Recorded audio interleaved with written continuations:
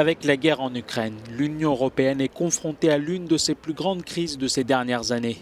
C'est dans ce cadre particulier qu'a débuté ce jeudi la 12e édition de l'État de l'Union dans la ville de Florence, en Italie. Cette année, des dirigeants et des experts du monde entier discuteront du rôle et de l'avenir de l'Union européenne dans un contexte international secoué par la guerre en Ukraine. Il est évident que la plupart des structures, des institutions et des mécanismes que nous avons mis en place avant ne sont plus vraiment adaptés au monde d'aujourd'hui. Je crois en l'unité, c'est une des valeurs les plus importantes de l'Europe.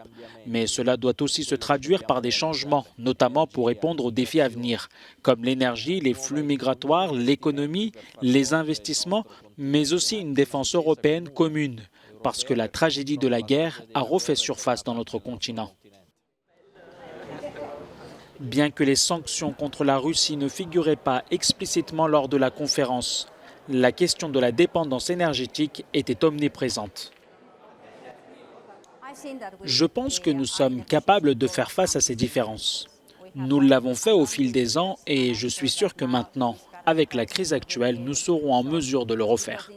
Car les raisons qui nous poussent à surmonter ces divergences sont très importantes.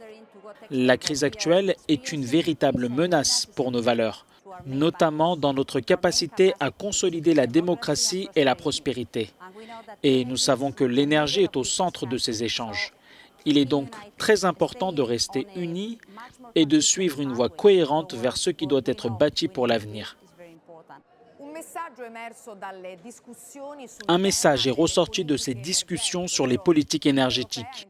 L'Union européenne s'est engagée dans une voie à sens unique vers le changement. Mais ce qui se passe dans le domaine de l'énergie peut aussi servir de fil conducteur pour la transformation dans les autres secteurs touchés par la crise. Giorgio Orlandi, Euronews, Firenze.